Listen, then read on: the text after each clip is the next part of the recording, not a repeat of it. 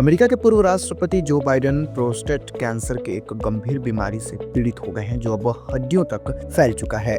रविवार को जारी एक आधिकारिक बयान में जानकारी दी गई। वहीं 82 वर्षीय बाइडेन को शुक्रवार को इसकी जानकारी मिली जब उन्होंने यूरिन संबंधी लक्षणों की शिकायत की थी और उनके परिवार और डॉक्टर इस समय संभावित इलाज के विकल्पों पर भी विचार कर रहे हैं।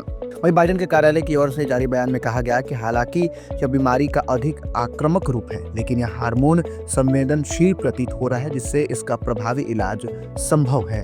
तो चलिए आज के इस वीडियो में हम जानेंगे कि आखिर एग्रेसिव प्रोस्टेट कैंसर क्या होता है, इसके लक्षण क्या होते हैं और इसके बचाव यानी कि उपचार क्या कुछ हो सकते हैं। लेकिन उससे पहले नमस्कार, मैं आशुतोष उपाध्याय और आप बोल्ड स्काई देख रहे हैं। अमेरिकी राष्ट्रपति जो बाइडेन को अग्रेसिव प्रोस्टेट कैंसर का निदान हुआ है, जिससे यह बीमारी एक बार फिर सुर्खियों में है। जो कैंसर पुरुषों में होने वाला एक गंभीर और आक्रामक प्रकार का कैंसर है जो तेजी से फैलता है और जीवन के लिए खतरा बन सकता है। तो चलिए आपको बताते हैं कि क्या है aggressive prostate cancer. Aggressive prostate cancer एक प्रकार का प्रोस्टेट कैंसर है जो तेजी से बढ़ता है और शरीर के अन्य हिस्सों में फैल सकता है, जैसे कि हड्डियां। जो कैंसर हार्मोन संवेदनशील होता है, जिसका मतलब है कि यह टेस्टोस्टेरोन जैसे हार्मोन से प्रभावित होता है, जिससे इसकी वृद्धि होती है। अब इस प्रकार का कैंसर अधिक खतरनाक होता है और समय रहते इलाज न होने पर जानलेवा भी हो सकता है। तो चलिए आपको बताते हैं कि आखिर अग्रेसिव प्रोस्टेट कैंसर के प्रमुख लक्षण क्या कुछ आपको दिख सकते हैं।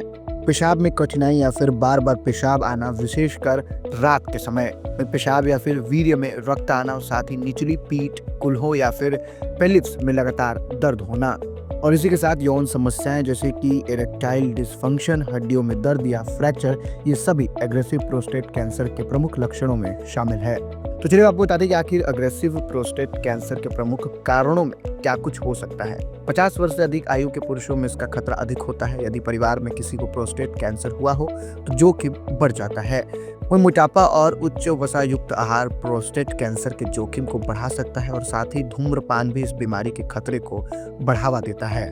वहीं अगर इसके ट्रीटमेंट की बात करें तो एग्रेसिव प्रोस्टेट कैंसर का उपचार विभिन्न कारकों पर निर्भर करता है, जैसे कैंसर का चरण, रोगी की आयु और स्वास्थ्य स्थिति। प्रोस्टेट कैंसर में सर्जरी एक उपचार के तौर पर उभरता है, यानी कि इसमें प्रोस्टेट ग्रंथि और आसपास के ऊतकों को हटा दिया जाता है। वहीं रेडिएशन थेरेपी यानी कि उच्च ऊर्जा किरणों का उपयोग करके कैंसर कोशिकाओं को नष्ट किया जाता है। वहीं हार्मोन थेरेपी, इसमें शरीर में टेस्टोस्टेरोन हार्मोन के स्तर को कम किया जाता है, जिससे कैंसर कोशिकाओं की वृद्धि रुकती है।